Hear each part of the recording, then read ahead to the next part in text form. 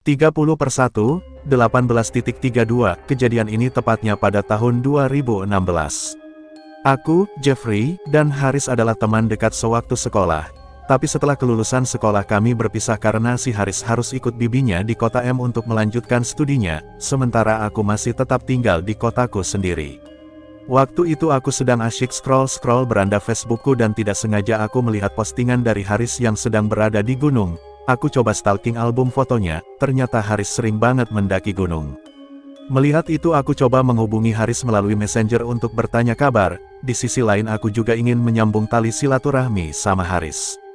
Setelah aku kirim pesan ke Haris ternyata dibalas, ternyata dia masih ingat dengan aku pun bertanya pada Haris tentang foto-foto yang diunggahnya ke Facebook itu. Ternyata Haris yang sekarang suka dengan kegiatan mendaki gunung, dan dia juga udah tergabung dengan Mapala di kampusnya. Aku yang juga suka dengan kegiatan mendaki menawari Haris untuk mendaki bareng, sekalian temu kangen karena udah sekitar 2 tahun mereka nggak ketemu. Dengan senang hati Haris menerima tawaranku dan kami berunding kemana kami harus mendaki. Setelah berunding melalui telepon akhirnya kami memutuskan untuk mendaki ke Gunung Arjuno. Singkat cerita, setelah 2 minggu kemudian kami berangkat, karena tempat tinggal kami berbeda jalur, kami janjian ketemu di Pasar Lawang, karena jalur yang akan kami lalui adalah Lawang, itu berkat saran dari Haris yang sebelumnya sudah pernah melewati jalur ini bersama teman kampusnya. Jalur Lawang itu terkenal sepi, karena kebanyakan pendaki Arjuno lebih memilih jalur Purwosari dan Treves. Tapi di jalur Lawang nuansa alamnya masih sangat asri, dan itulah yang menjadi alasan kenapa Haris mengajakku melalui jalur ini. Kurang lebih siang hari kami bertemu di sebuah warung makan di Pasar Lawang. Setelah bertemu kami senang sekali karena aku tidak menyangka kalau kami sekarang satu hobi. Karena hari masih siang kami nongkrong dulu di warung untuk makan, ngopi dan membeli logistik yang diperlukan. Setelah selesai kami lanjut jalan menuju ke basecamp hingga sampai di basecamp sekitar jam 4 sore. Sesampai di situ kami mengurus simaksi dan berangkat sore itu juga. Mulai berjalan dengan langkah pelan, di sepanjang jalan kami saling bergurau membahas masa-masa sekolah dulu dan tidak terasa hari sudah mulai gelap ketika kami sampai di pos 2. Di pos 2 Haris menyarankan untuk bermalam dulu dan melanjutkan perjalanan ini besok. Karena di sisi lain aku juga capek karena perjalanan menuju ke basecamp tadi lumayan menguras tenaga. Malam itu kami tidak mendirikan tenda dan memutuskan tidur di dalam shelter, karena kebetulan malam itu pos 2 sepi, tidak ada pendaki sama sekali. Kami memasak mie instan untuk makan malam dan tidak lupa membuat kopi untuk dinikmati setelah makan nanti. Malam semakin larut, si Haris sudah tidak bisa menahan ngantuk dan pamit untuk tidur dulu. Sementara aku masih asyik menikmati kopi sambil ditemani musik dari handphoneku.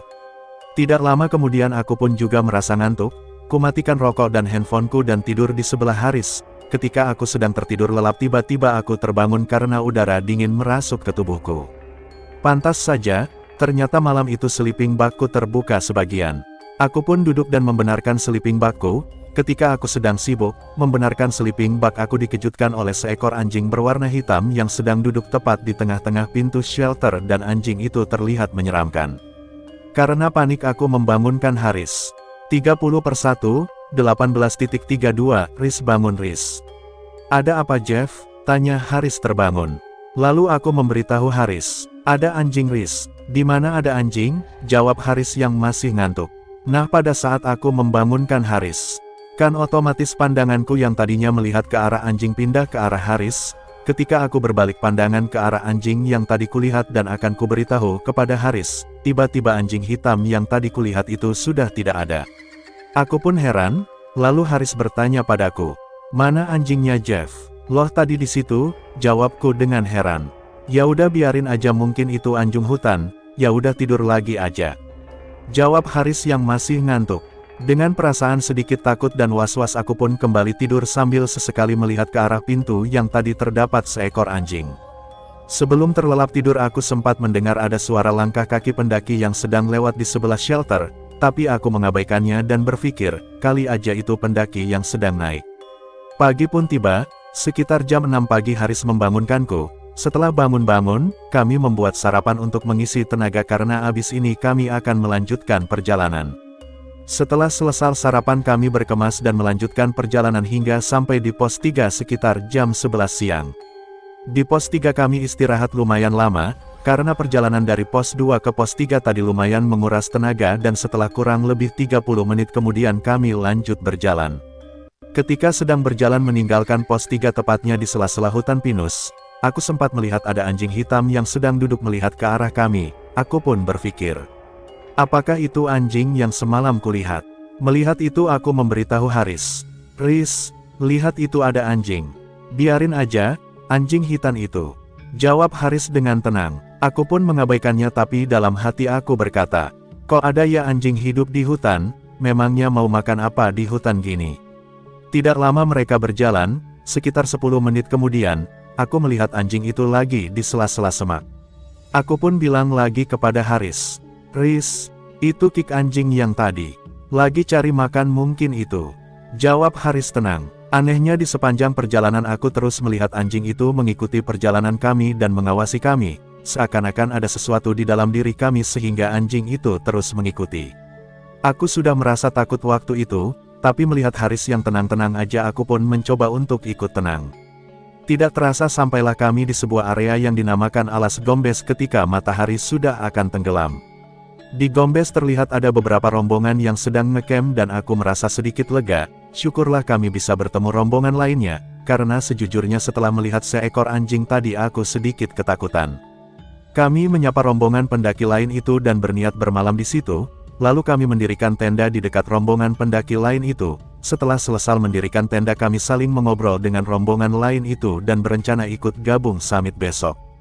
30/1, 18:34 malam itu kami tidur lebih awal untuk menghemat energi karena besok jam 5 pagi harus summit ke puncak.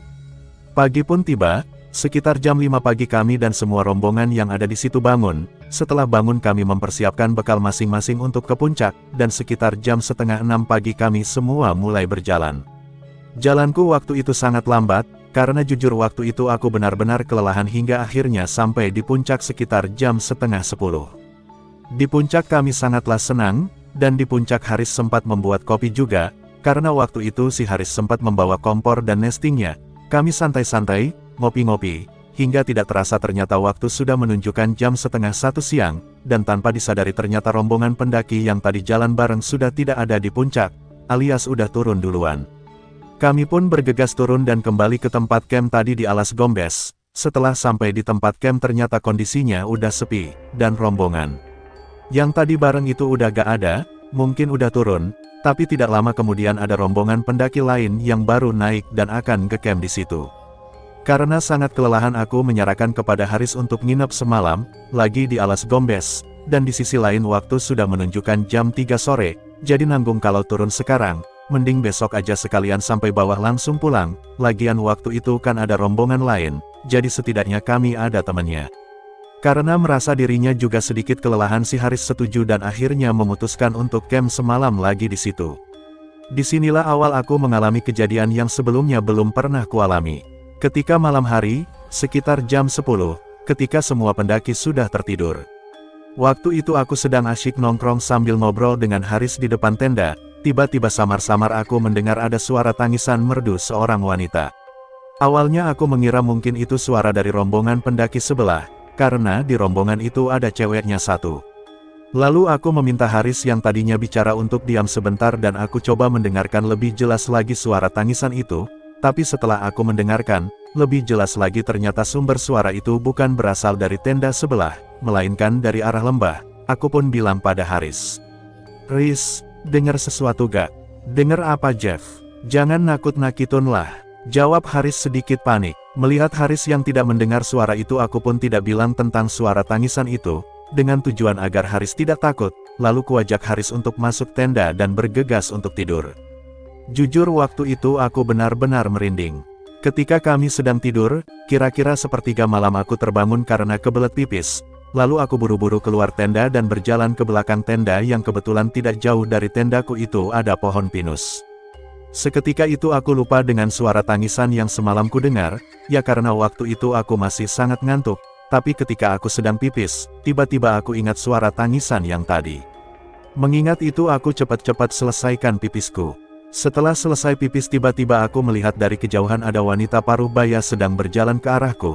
tapi itu terlihat samar, ya karena waktu itu kondisinya gelap hanya diterangi cahaya rembulan. Awalnya aku mengira itu adalah pendaki, tapi kok dia gak pakai peralatan gunung. 30/1/18:35, wanita itu terus mendekat ke arahku hingga akhirnya aku bisa melihatnya dengan jelas. Dia memakai baju khas Jawa, memakai gelung dan ada sehelai kain yang di pundaknya. Melihat itu aku ingin lari, tapi gak tahu kenapa seketika itu tubuhku tidak bisa digerakkan sama sekali. Kakiku seperti menancap erat di tanah, hingga akhirnya wanita itu berdiri tepat di depanku, jaraknya kira-kira 2 meter di depanku. Aku udah berusaha ingin lari tapi tetap gak bisa, seakan-akan badanku itu sudah kehipnotis. Lalu tiba-tiba, dari belakang wanita itu muncullah seorang gadis yang sangat cantik dan anggun yang juga memakai pakaian adat Jawa. Lalu wanita parubaya itu mengatakan sesuatu kepadaku. Cah bagus ojo wedi, delaken anak wadonku iki, deweke lagi golek bojo, opo kowe gelem dadi bojone. Nanging ono syarate, nak, jangan takut, lihatlah anak gadisku ini, dia sedang mencari pasangan. Apa kamu mau jadi pasangannya? Tapi ada syaratnya. Sontak, tanpa disadari aku menjawab, apa syaratnya? Kata-kata itu seakan keluar sendiri dari bibirku, dan wanita parubaya itu mengatakan, kowe bakal tak jupuk dadi mantuku, nanging kowe kudu muleh ning alamku. Kamu akan aku jadikan menantuku, tapi kamu harus pulang ke alamku. Mendengar itu aku berpikir, alamku. Berarti aku harus pindah alam. Lalu sontak aku bilang, TIDAKI. Setelah kata-kata tidak itu keluar dari mulutku, tiba-tiba badan yang tadi tidak bisa digerakkan perlahan bisa bergerak dan kakiku juga sudah tidak kaku lagi. Ketika tenagaku sudah kembali aku cepat-cepat lari ke tenda dan masuk ke dalam. Sebelum masuk tenda, aku sempat melihat ke arah sebelah pohon yang tadi ada wanita parubaya itu, tapi sudah tidak terlihat. Ternyata orang yang kulihat itu bukan manusia biasa, tapi bangsa jin yang sedang mencari menantu untuk anak perempuannya. Malam itu di dalam tenda aku benar-benar ketakutan, dan gak tahu kenapa aku tidak kepikiran untuk membangunkan Haris. Aku hanya bisa berdoa dan membaca sholawat terus-menerus dan sesekali suara tangisan wanita terdengar lagi. Aku terus memfokuskan pikiranku untuk membaca sholawat, hingga akhirnya aku tertidur.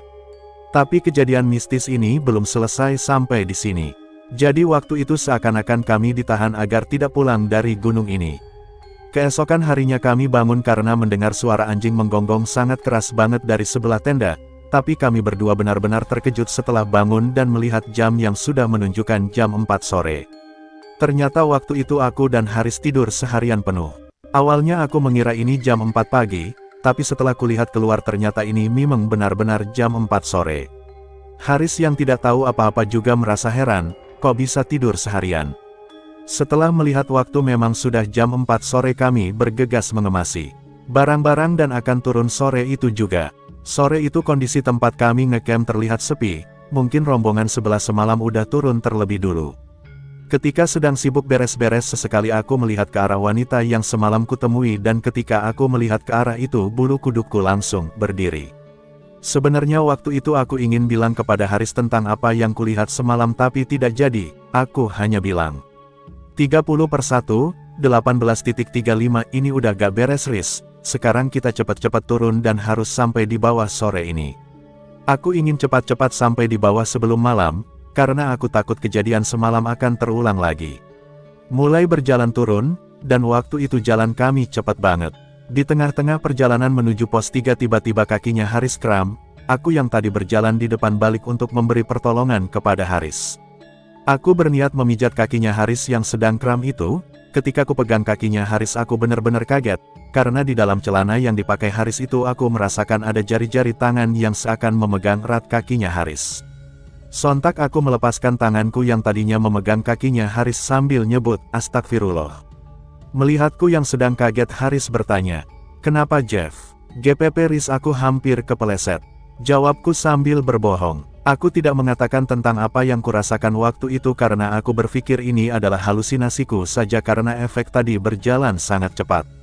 Ku coba lagi memegang kakinya Haris, pelan-pelan tanganku kuarahkan ke kakinya Haris, tapi ketika ku pegang yang kedua kalinya ternyata jari-jari tangan yang tadi kurasakan itu sudah tidak ada, dan aku lalu memijit kakinya Haris yang sedang kram itu. Setelah selesai kupijit kami istirahat dulu karena waktu itu kakinya Haris masih susah untuk berjalan. 30 menit kemudian, aku bertanya pada Haris. Gimana Riz, udah enakan? Udah Jeff, ayo lanjut jalan. Jawab Haris. Kami pun lanjut berjalan lagi, tapi sekitar 15 menit kemudian tiba-tiba kakinya Haris kram lagi, padahal itu udah hampir sampai di pos 3. Aku pun memberi pertolongan lagi kepada Haris dan kali ini aku was-was ketika akan memegang kakinya Haris, karena takut kejadian yang tadi terulang lagi. Sambil berdoa, dan dengan cepat aku memegang kakinya Haris, klik. Aku merasakan kakinya Haris ini keras banget, jadi yang kupegang waktu itu seperti bukan kaki, tapi serasa memegang sebuah kayu. Nah waktu itu kan posisi telapak kakinya Haris ada di perutku, tiba-tiba aku melihat di sela-sela celananya Haris itu ada sebuah rambut. Awalnya aku mengira ini adalah bulu kakinya Haris, tapi setelah kulihat-lihat lagi ternyata itu bukan bulu kaki, tapi memang sebuah rambut, dan rambut itu terlihat seperti melilit di kakinya Haris. Aku pelan-pelan menurunkan kakinya Haris dan dalam hatinya terus membaca sholawat. Tidak lama kemudian kami lanjut berjalan, dan kami sempat berhenti sebentar di pos 3 untuk mengambil senter dari dalam tas, karena sesampai di pos 3 itu Haris sudah mulai gelap. Setelah senter sudah siap kami lanjut berjalan dengan posisi yang sama, aku di depan dan Haris di belakang. Kejadian mistis kembali kualami ketika kami berjalan dari pos 3 menuju ke pos 2. Di tengah-tengah rumput alang-alang yang luas tiba-tiba kabut tebal datang, dan dari kejauhan, samar-samar aku melihat wanita parubaya yang semalam kulihat di alas gombes itu sedang berdiri melambaikan tangan kepadaku.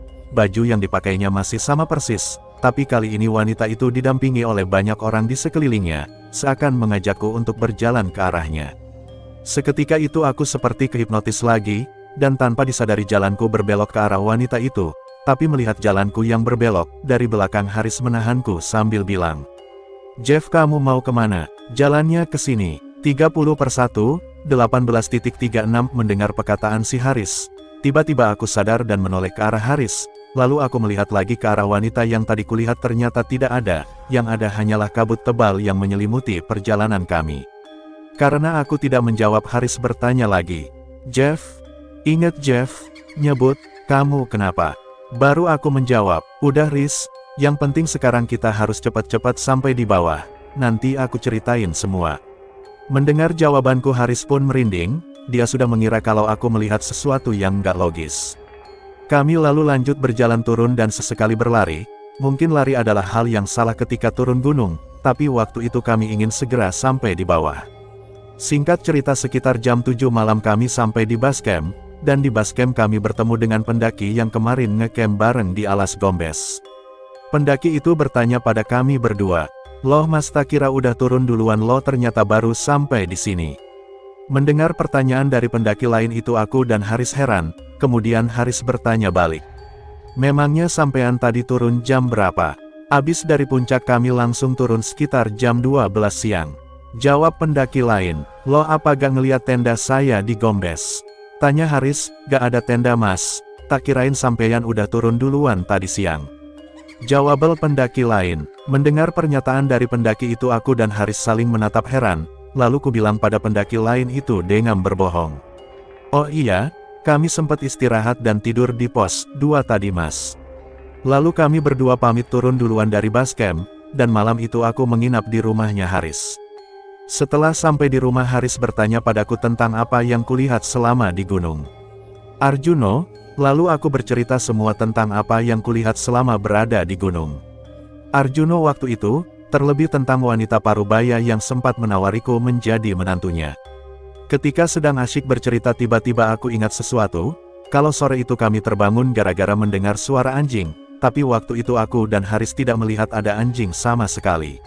Andaikan waktu itu aku mau jadi menantunya wanita parubaya itu, mungkin sekarang aku sudah tinggal di alam lain dan tidak bisa pulang.